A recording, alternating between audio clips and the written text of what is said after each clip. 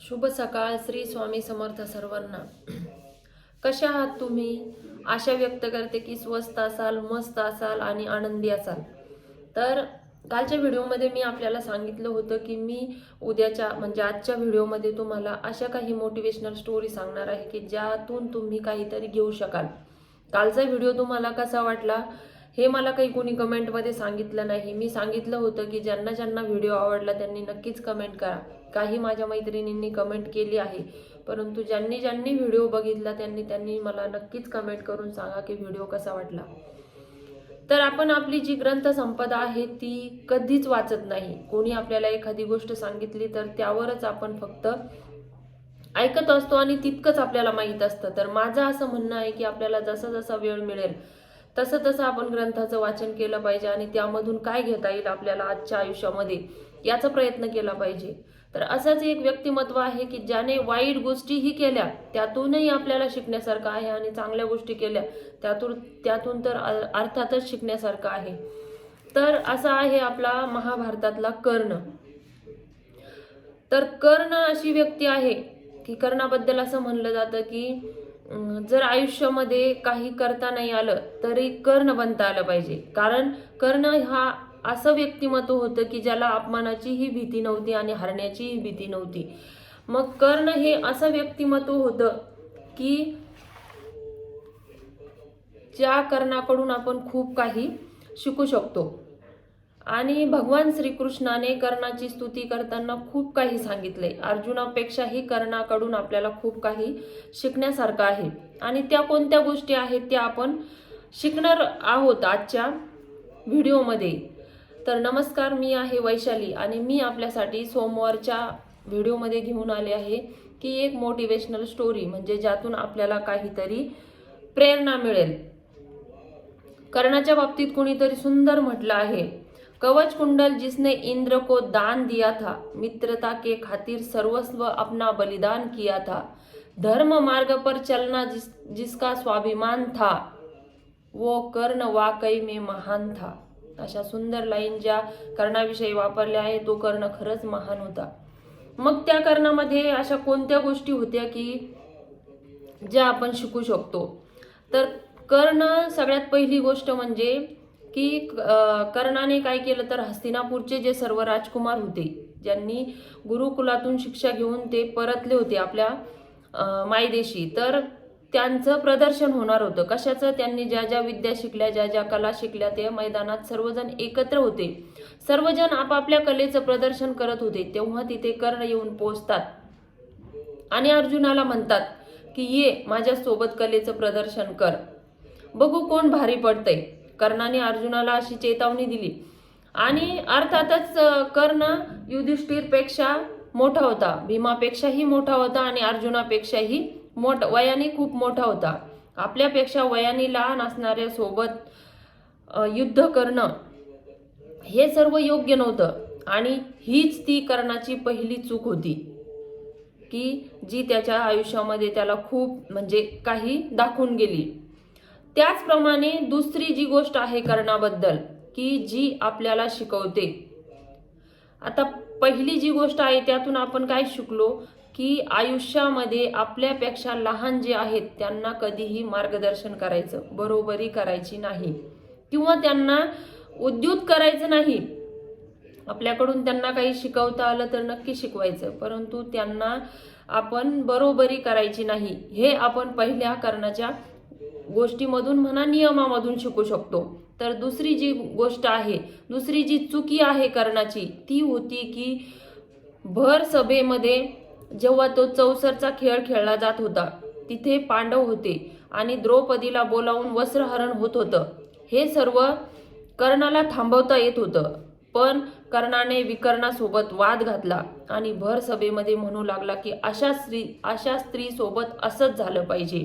स्त्रीविषयी नको ते बोलायला नको होतं आणि तेच कर्ण नेमकं बोलून बसला होता. हे सर्व कर्ण थांबू शकत होता, परंतु त्याने तसं केलं नाही. कुठल्याही गोष्टीचं भान न करता कर्ण बोलून गेला आणि महाभारताचं युद्ध घडलं. जर कर्णाने ठरवलं असतं तर महाभारताचं युद्ध कदाचित घडलं नसतं. या कर्णाच्या चुकीवरून आपण असं शिकू शकतो की आपण वावरत असलेल्या समाजामध्ये एका स्त्रीचा कधीही अपमान करू नये. स्त्री कशीही असो, कोणतीही असो, आपली आई असो किंवा बाहेरची कोणी असो, तर स्त्रीचा अपमान कधीच करायचा नाही. या झाल्या दोन गोष्टी कर्णाच्या चुकीच्या. आता आपण बघणार आहोत की कर्णामध्ये चांगले गुण कोणते होते. तर कर्णामध्ये चांगल्या गोष्टीही खूप होत्या. एक तर कर्णाची चांगली गोष्ट, सगळ्यात चांगली गोष्ट म्हणजे कर्ण दानशूर होता, की कुठल्याही परिस्थितीमध्ये तो स्वतःला तुटून देत नव्हता. भगवान श्रीकृष्ण आणि कर्णाचा संवाद होता की जेव्हा कर्ण भगवंताला विचारतात की प्रभू, माझ्यासोबत कधीही वाईटच का होतं. आपणही आपल्या जीवनामध्ये म्हणतो ना, मी कुणाचं काय वाईट केलं की माझ्यासोबत कधीही वाईटच होतं. असाच प्रश्न कर्णाने भगवंताला केला आणि ज्या आईने मला जन्म दिला त्या आईनेच मला त्यागले, असा प्रश्न कर्ण भगवंताला विचारतात. मी क्षत्रिय असून मला क्षत्रिय म्हणून जगता आलं नाही, मला खूप फिरावं लागतं, मला गुरुकुलात शिक्षण नाही मिळालं, माझ्यासोबत कायम भेदभाव राहिला, इतकंच काय तर द्रौपदीच्या स्वयंवरात गेलो तेव्हा तिथूनही मला वेगळं केलं गेलं, मग हा अन्याय माझ्यावर का, असा कर्ण भगवंताला प्रश्न विचारतो. पण कर्णाकडून शिकण्यासारखी एक गोष्ट आहे की त्याने स्वतःला कोणत्याही परिस्थितीत तुटून दिलं नाही, खचून दिलं नाही. कारण तो कोणत्याही परिस्थितीमध्ये स्वतःला सदृढपणे उभा करत होता. आणि हीच जी गोष्ट आहे ती आपल्याला आजच्या जीवनामध्ये शिकायचं आहे. आपण काय करतो की साध्या साध्या छोट्या गोष्टी ज्या असतात त्याने खचून जातो. कुणी जरासं काही म्हणलं तर आपल्या ध्येयापासून आपण बाजूला जातो, डिप्रेशनमध्ये जातो. मग कर्णाकडून आपल्याला हीच गोष्ट शिकायची आहे की आपल्या समोर कोणतीही परिस्थिती आली तरी आपण हार मानायची नाही आणि खचून जायचं नाही. तर कर्णाबद्दल दुसरी जी गोष्ट आहे की गुरु द्रोणाचार्य यांनी कर्णाला शिक्षा देण्यास नकार दिला. कारण गुरु द्रोणाचार्य म्हणजे क्षत्रियांना शिक्षा देत होते आणि त्यांनी कर्णाला शिक्षा देण्यास नकार दिला. तर कर्ण हा गुरुच्या शोधामध्ये निघाला आणि तो येऊन पोहोचला भगवान परशुरामांच्या आश्रमामध्ये. कर्णाने स्वतःला तयार केलं एका योद्ध्याच्या रूपात आणि जेव्हा गरज पडली तेव्हा आपला मित्र जो दुर्योधन होता त्याच्यासाठी कर्णाने महाभारत युद्ध सुद्धा लढलं.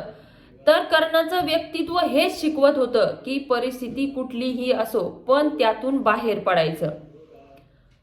म्हणजे या गोष्टीतून आपण काय म्हणतो, एखाद्याने आपल्याला जर एखादी गोष्टीबद्दल मदत करण्यास नकार दिला तर आपण खचून जातो, ती गोष्ट सोडून देतो. परंतु कर्णाने काय केलं की त्याचा शोध घेतला आणि भगवान परशुरामांकडून विद्या प्राप्त करून घेतली आणि जे त्याला मिळवायचं होतं ते मिळालं. मग ही जी गोष्ट आहे कर्णाची, ही आपल्याला काय शिकवते की कुठल्याही परिस्थितीत पर्याय शोधायचा, माघार घ्यायची नाही. त्याचप्रमाणे पाचवी गोष्ट अशी आहे की कर्ण आपल्याला शिकवतो की जो कोणी आपल्याला कोणत्याही बाबतीत आयुष्यामध्ये शिक्षा देतो किंवा विद्या देतो किंवा कोणतीही गोष्ट शिकवतो, त्या गोष्ट शिकवणाऱ्याचाच नाही तर त्या गोष्टीचाही आपण सन्मान केला पाहिजे. मग आयुष्यामध्ये जर आपण एखाद्या माणसाकडून, एखाद्या स्त्रीकडून, एखाद्या मैत्रिणीकडून किंवा एखाद्या गुरुकडून जर एखादी गोष्ट शिकत असू तर आपल्याला त्या व्यक्तीचा सन्मान करणं गरजेचं आहे.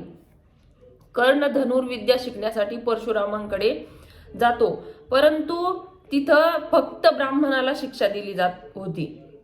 कारण परशुरामांचा नियम होता की तिथं फक्त ब्राह्मण लोकही शिक्षा घेऊ शकत होते. आणि हा कर्ण काय करतो तर भगवान परशुरामांना खोटं बोलतो, मी ब्राह्मण असल्याचं सांगतो. परंतु एक दिवस काय होतं की परशुराम आपल्या शिष्याच्या मांडीवर डोकं ठेवून आराम करत असतात.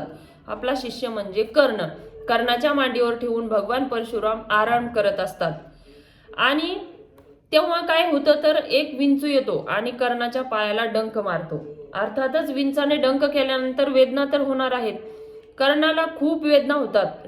विंचू डंकावर डंक मारत असतो, परंतु कर्ण काहीही रिॲक्ट होत नाही. म्हणजे त्याला वेदना होतात पण तो सहन करतो. आणि थोड्या वेळानंतर जेव्हा परशुराम उठतात आणि ते कर्णाला म्हणतात की तुझ्या पायातून तर रक्त येतंय, तुला काय झालं. मग ते बघतात तिथं विंचू असतो. तर ते कर्णाला सांगतात की तू माझ्याशी खोटं बोलला, कारण एका ब्राह्मणामध्ये इतकी सहनशक्ती नसते. तू क्षत्रिय आहेस आणि तू माझ्यासोबत खोटं बोलला. तू कोण आहेस नेमकं? तू क्षत्रिय असून माझ्यापासून का लपवलंस? आणि भगवान परशुराम काय करतात तर कर्णाला शाप देतात की मी जी विद्या तुला दिली आहे, तू ती विद्या जेव्हा तुला खरी गरज असेल तेव्हा तू ती विद्या विसरून जाशील. तुला ती विद्या आठवणारच नाही. कर्ण क्षमा मागतो, चरणावर याचना करतो, परंतु एकदा तोंडातून निघालेला शाप माघारी घेता येत नाही. आणि कर्ण म्हणतो मी कोणत्या कुळात जन्मलो हे मलाही माहीत नाही, त्यामुळे मी खोटं बोललेलो नाही. मला फक्त धनुर्विद्या शिकायची होती, म्हणून मी आपल्याला शरण आलो होतो. माझ्यावर दया करा. आणि भगवान परशुरामांना कर्णाची दया येते आणि ते आपला विजय धनुष्य त्या कर्णाला देतात. मग या गोष्टीतून असं शिकायचं आहे की जर आपल्याला जर एखादी गोष्ट शिकायचीच आहे, आपण जर असा निश्चय केला तर आपण तो निश्चितच पूर्ण करू शकतो. त्यानंतरची दुसरी गोष्ट आहे की कर्णाला दुसरा एक शाप मिळाला होता, जो कर्णाच्या मृत्यूचं कारण बनला. की एका वेळेस जंगलामध्ये एका राक्षसाच्या मागे कर्ण धावत असतो आणि धावत धावत तो त्या राक्षसामागे घोर अरण्यात चालला जातो. आणि तिथं गेल्यानंतर तो जेव्हा बाण मारतो तर तो बाण त्या राक्षसाला न लागता एका गायीला लागतो आणि ती गाय काय होते तर मरण पावते. मग ती गाय मरण पावल्यानंतर त्या निष्पाप जीवाला मारलं म्हणून त्या गायीचा जो रक्षक असतो, त्या गायीचा जो मालक असतो, तो कर्णाला शाप देतो की जेव्हा तू असहाय्य राहशील तेव्हा तुला पण कोणी मारेल. आणि हेच होतं युद्धभूमीवर कर्णासोबत. अर्जुनासोबत युद्ध करताना कर्ण नेमकं विद्या विसरून जातो आणि त्याच्या रथाचं चाक तुटून अर्जुनाकडून त्याचा पराभव होतो. त्यानंतर या गोष्टीतून आपण असं शिकतो की माणसाकडून अजाणतेपणे जरी चूक झाली तरी आपल्याला त्या कर्माचं फळ भोगावंच लागतं. म्हणजे कर्म माणसाला चुकत नाही. त्यानंतर आहे की कर्णाने नुसती मैत्रीच नाही तर मित्रता पण निभावली, कारण कर्णाला माहित होतं महाभारताच्या युद्धामध्ये पांडवांचा पराभव होणार आहे, जय होणार आहे, म्हणजे पराभव विजयी होणार आहे. तरीही त्याने आपल्या मित्राची साथ सोडली नाही, दुर्योधनाची साथ सोडली नाही. तो सांगत होता की आपणच विजयी होऊ आणि त्याने आपली मैत्री निभावली. पांडव म्हणजे की पांडवांनी सांगितलं की कर्ण कुठल्या देशाचा राजा नाही, तो तुमच्यासोबत दुर्योधनासोबत असून काही फरक पडत नाही. तर दुर्योधनाने पण आपली मैत्री निभावली, त्याला लगेच काही राज्य दिली आणि त्या राज्याचा राजा त्याला करून टाकलं. जेव्हा कर्णाला युद्धात समजतं की कुंतीच त्याची आई आहे तेव्हा तो आपला भाऊ पांडवांचा पराजय समोर दिसत असतो, म्हणजे आपल्या भावांचा पराभव त्याला समोर दिसत असतो. तरीही आपली मित्रता निभावण्यासाठी कर्ण काय करतो तर आपलं वचन पूर्ण करतो, म्हणजे युद्ध करतो. यातून आपण असं शिकू शकतो की मित्रता किती महत्वाची आहे. माझ्या मैत्रिणींनो, आपल्याला एकतरी मित्र असा असावा की जी आपल्या जवळ असावा, की जो जीवलग असावा, जो आपल्या सुखात तर राहीलच परंतु दुःखातही तो सोबत राहिला पाहिजे. अशी मित्रता आपल्यामध्ये पाहिजे. आणि अजून एक गोष्ट आहे की भगवान सांगतात की जीवनात आपण धनसंपत्ती कमावली तर ती दुसऱ्यासाठी थोडीशी खर्च केली पाहिजे. जर आपण 100 रुपये कमवत असू तर त्याच्यातला 1 रुपया तरी आपण दुसऱ्यासाठी खर्च केला पाहिजे. इतकी दानशूरता आपल्यामध्ये असली पाहिजे. आणि हीच दानशूरता कर्णामध्ये होती, कारण या दानशूरतेसाठीच कर्णाला समाज लक्षात ठेवतो, कारण कर्ण हा खूप दानशूर होता.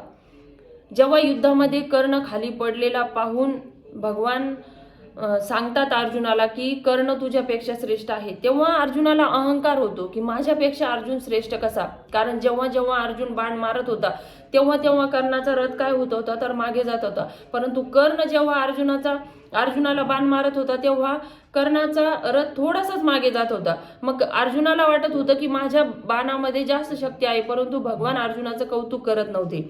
मग अर्जुनाने भगवंताला विचारलं की का तुम्ही कर्णाचंच का कौतुक करता. तर भगवंताने सांगितलं की अर्जुना, तुझा जो रथ आहे, तुझ्या रथाच्या ध्वजेवर हनुमंतराय विराजमान आहेत आणि तुझ्या रथाची जी चाकं आहेत ती शेष नागाने धरून ठेवली आहे आणि तुझ्या रथाचं जे स्वारथ्य आहे ते मी स्वतः म्हणजे भगवान करत आहे. तरी पण कर्णाने बाण मारल्यानंतर रथ हलतोय म्हणजे कर्णामध्ये किती शक्ती आहे किंवा किती ताकदवान आहे कर्ण, म्हणून मी कर्णाचं कौतुक करत आहे.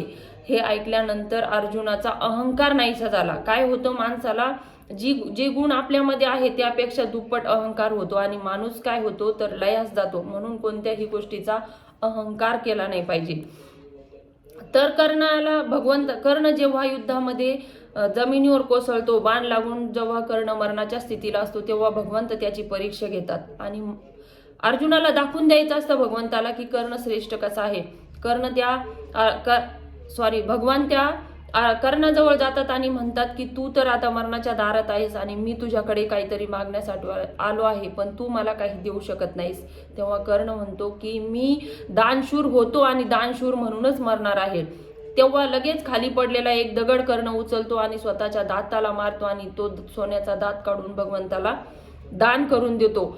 यामुळे कर्ण आपल्या दानशूरतेमध्ये खूप श्रेष्ठ मानला जातो, कारण दानशूर म्हणलं की कर्णाचं नाव समोर येतो. म्हणून भगवंत आपले प्रसन्न झाले आणि आपल्या मूळ स्वरूपामध्ये आले आणि कर्णाला सांगितलं की तुला काय मागायचं माग.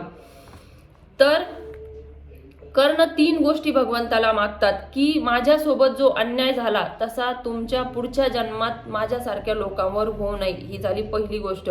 दुसरी गोष्ट, दुसरं वरदान, भगवान तुमचा पुढचा जन्म माझ्या राज्यात व्हावा, म्हणजे मी ज्या राज्यात राजा राहील त्या राज्यात तुमचा जन्म व्हावा.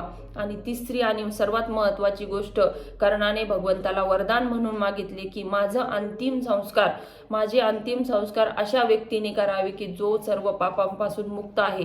आणि महाभारतात म्हटलं आहे की कर्णाचा अंतिम संस्कार स्वतः भगवान श्रीकृष्णाने आपल्या हातावर केला आहे.